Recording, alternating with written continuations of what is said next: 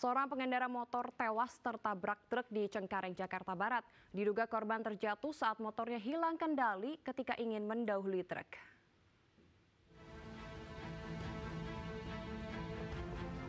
Seorang warga Tegal Alur, Jakarta Barat tergeletak tidak bernyawa di tengah ruas Jalan Raya Kamal, Cengkareng, Jakarta Barat. Korban bersepeda motor ini tewas setelah terjatuh usai bersenggolan dengan truk kontainer yang bersamaan melintas di lokasi. Kecelakaan bermula saat korban melaju dari arah Cengkareng menuju Kamal, hendak mendahului truk kontainer yang berada di depannya. Tiba-tiba korban hilang kendali dan tersenggol badan truk hingga terjatuh dan tertabrak. Pengemudi truk pun langsung melarikan diri. Itu korban laki-laki, sudah tua ya. Sendiri tadi? Itu korban sendiri, bawa motor sendiri. Motornya hancur. Ya? Iya. Jadi kelindes ya? Kelindes, posisi kelindes. Guna kepentingan visum, jasad korban dievakuasi ke RSUD Tangerang, Banten. Imbas kecelakaan ini juga membuat arus lalu lintas alami kemacetan. Dari Jakarta, Sofyan Firdaus Anyis melaporkan. Sementara itu, mobil rombongan pengantin di Jeneponto, Sulawesi Selatan masuk jurang. 6 penumpang tewas di lokasi, sementara 1 luka berat.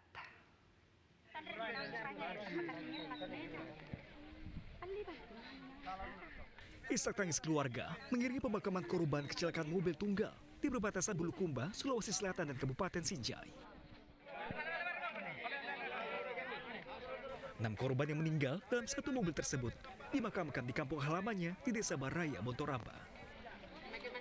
Kecelakaan ini terjadi diduga karena sopir berkendara dalam keadaan mengantuk. Diduga karena sopir mengantuk ya? Sopir mengantuk seperti itu. Dan jatuh di jurang kedalaman 25 meter. Sebelumnya, Sabtu dini hari, sebuah mobil minibus terjun ke sungai setelah sebelumnya menerobos pagar pembatas jalan. Mobil yang berisikan 7 orang tersebut hendak menuju ke Kabupaten Bone, Sulawesi Selatan untuk menghadiri resepsi pernikahan. Namun, saat melaju di Jalan Porosinjai Bulukumba kilometer 2526, Dusun Jatei, tiba-tiba mobil mengalami kecelakaan hingga jatuh ke jurang sedalam 25 meter. 6 penumpang tewas di lokasi, sementara 1 orang yang merupakan sopir kini dalam kondisi kritis. Dari Jeneponto, Sulawesi Selatan, Sulaiman Nai, iNews melaporkan. Selanjutnya, 4 kios dan 2 rumah warga di Jalan Goaria, Makassar, Sulawesi Selatan hangus dilalap api. Warga yang panik berupaya menyelamatkan harta benda mereka.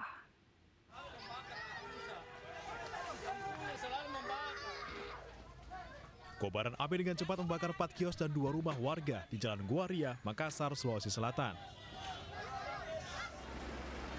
Bahkan sebuah minibus yang terparkir di samping rumah warga juga ikut terbakar. Warga yang panik berupaya menyelamatkan harta benda milik mereka.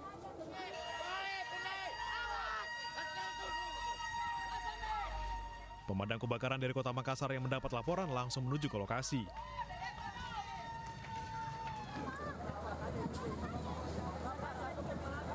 Banyaknya barang yang mudah terbakar di dalam kios dan kencangnya angin membuat api sulit dikendalikan hingga terus menyebar ke bangunan lainnya. Pak, berapa mobil pemadam Pak diturunkan ini? Kurang lebih 20. 20 ya Pak? Mungkin ya 1 jam masih berusaha dikuasai karena tadi angin kencang sekali. 4 kios yang terbakar merupakan bengkel, salon, dan toko kelontong. Kebakaran diduga akibat arus pendek listrik di salah satu rumah panggung yang berada di belakang kios milik warga. Api dapat dipadamkan 1 jam kemudian setelah petugas berjibaku memadamkan kobaran api dengan menurunkan 20 unit mobil pemadam kebakaran. Dari Makassar, Sulawesi Selatan, Wahyu Ruslan, iNews melaporkan. Pemirsa, kebakaran juga menghanguskan belasan rumah warga Kota Makassar, Sulawesi Selatan. Banyaknya warga yang berkerumun sempat menyulitkan pemadaman.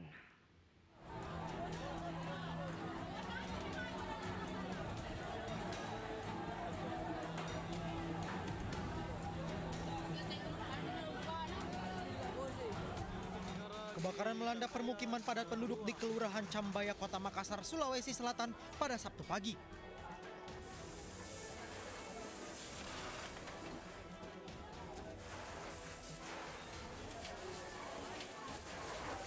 Petugas pemadam kebakaran terhambat datang ke lokasi akibat sempitnya jalan dan banyaknya warga yang menonton di lokasi kejadian. Setelah 1 jam, kobaran api akhirnya dapat dipadamkan. Dari Mako Damkar sendiri kita turunkan 21 unit, ditambah dengan Karestet Ujung Tanah 3 unit. Jadi dugaan sementara korsleting listrik. Sedikitnya ada 17 rumah warga yang ludes terbakar. Dari Makassar, Sulawesi Selatan, Leo Muhammad Nur, iNews melaporkan.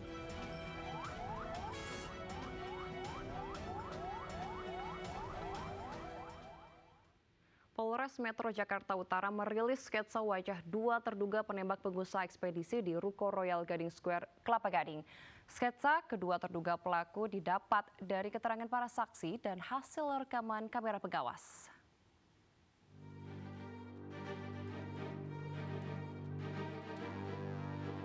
Kasus penembakan di Ruko Royal Gading Square, Kelapa Gading yang mengakibatkan seorang pengusaha ekspedisi pelayaran bernama Sugianto meninggal mulai menemukan petunjuk.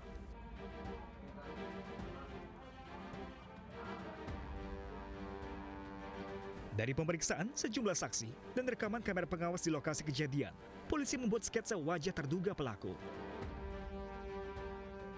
Sketsa pria bermasker dan bertopi merupakan eksekutor penembakan. Sementara pelaku lainnya tanpa masker merupakan pembantu eksekutor saat melarikan diri dengan sepeda motor. Dari keterangan-keterangan yang sudah kami kumpulkan, baik itu keterangan para saksi maupun keterangan yang dipadukan dari Scientific Crime Investigation melalui rekaman CCTV maupun alat bukti lainnya, kami hari ini mencocokkan adanya ciri-ciri dari pelaku yang diduga melakukan penembakan maupun yang membantu peristiwa tersebut. Adapun ciri-ciri pelaku, yang pertama adalah eksekutor, itu seorang laki-laki dengan usia kurang lebih 35 tahun, kulit sawo matang, berperawakan agak kurus dan tinggi sekitar 160 cm. Pada saat kejadian yang bersangkutan menggunakan topi dan menggunakan masker. Kemudian yang kedua adalah pelaku yang membantu atau menunggu eksekutor yang menggunakan sepeda motor warna hitam, ya ini seorang laki-laki juga, usia kurang lebih 45 tahun, kulitnya hitam, perawakan agak gemuk, tinggi kurang lebih 170 cm dan rambut ikal. Polisi meminta bantuan masyarakat yang melihat orang dengan ciri-ciri seperti dalam sketsa untuk menghubungi polisi di nomor 0811 856 9696. Guna mendalami motif penembakan, polisi sejauh ini sudah memeriksa 13 saksi, termasuk rekan kerja, satpam komplek, tetangga, dan pihak keluarga. Dari Jakarta, Linda Kautsiki, Ade Ahmad, Rizky Lianto, iNews melaporkan.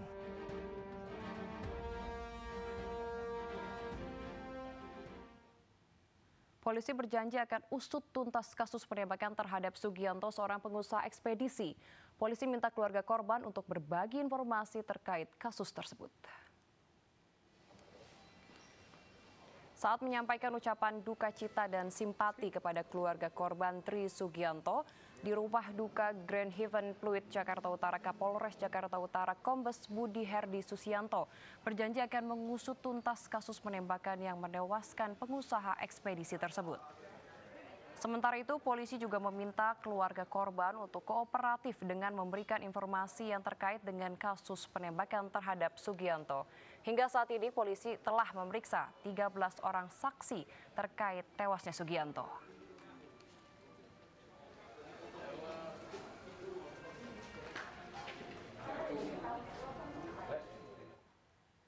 Sebelumnya, Sugianto, seorang pengusaha pelayaran, ditemukan tewas di teras salah satu ruko di Komplek Royal Gading Square, Jakarta Utara.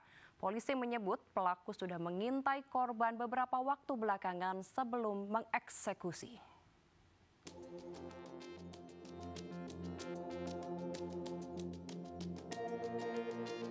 Seorang pria ditemukan tewas tergeletak dengan luka tembak di punggung serta kepala. Jasad korban ditemukan di teras salah satu ruko di Kompleks Royal Gading Square, Kamis siang. Korban diketahui bernama Sugianto, 51 tahun. Ia merupakan pengusaha yang bergerak di bidang pelayaran. Dari hasil olah tempat kejadian perkara sementara, diketahui bahwa penembakan atau asal peluru datang dari arah belakang korban.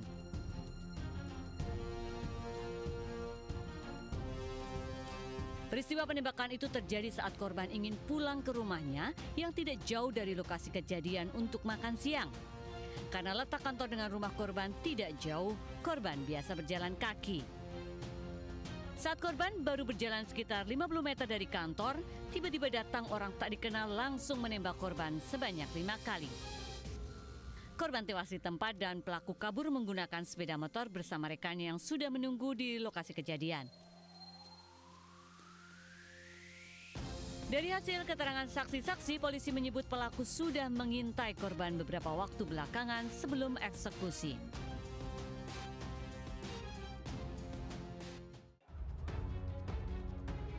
Jenazah Sugianto saat ini masih disemayamkan di rumah duka Grand Heaven Pluit, Penjaringan, Jakarta Utara. Kerabat, rekan usaha dan teman-teman korban terus berdatangan untuk melayat. Sugianto cukup dikenal di kalangan usahanya. Seorang teman dekat korban mengaku terkejut mendengar kabar bahwa Sugianto tewas ditembak orang tidak dikenal pada Kamis lalu. Pengusaha yang meninggal di usianya yang ke-51 ini dikenal sebagai pribadi yang baik dan sehari-harinya sangat ramah. Bahkan tidak pernah ada masalah dengan orang lain. Para kerabat berharap polisi bisa segera mengungkap kasus penembakan ini. Jenazah Sugianto rencananya akan dimakamkan pada hari ini di Karawang, Jawa Barat.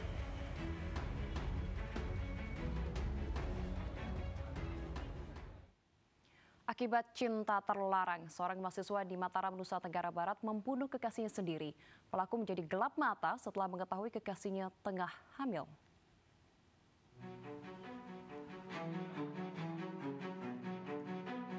Misteri pembunuhan mahasiswa S2 di Mataram, Nusa Tenggara Barat akhirnya terkuak. Pelaku tidak lain adalah kekasihnya sendiri.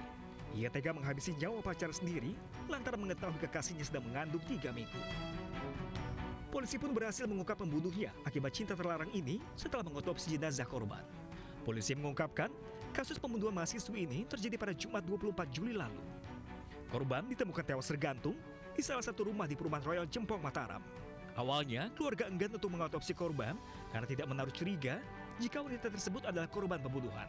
Namun, polisi justru melihat kejanggalan dalam peristiwa ini. 17, korban dengan tersangka ini sempat berbicara. Kemudian terjadi perselisihan dan percekcokan. Pelaku sempat akan pulang, namun dicegah oleh korban sehingga terjadilah suatu permasalahan dan cekcok berakibat tersangka ini melakukan pencegahan terhadap korban yang berakibat korban ini lemas. Sementara keluarga korban meminta agar polisi mengusut terus kasus pembunuhan ini. Pasalnya dalam rekaman CCTV sebelum pembunuhan terdapat aktivitas yang melibatkan sejumlah orang. Contohnya seperti CCTV yang tadi di saat konferensi pers belum disebutkan. Jadi di situ terdapat ada beberapa orang yang saat di hari Jumat ya dari ada aktivitas. Jadi kami harap semua barang bukti alat bukti itu dimaksimalkan agar dapat memberikan titik terang dari permasalahan ini. Atas perbuatannya, pelaku kini terancam hukuman 15 tahun penjara. Dari Mataram, Nusa Tenggara Barat, Hari Kasidi, iNews melaporkan.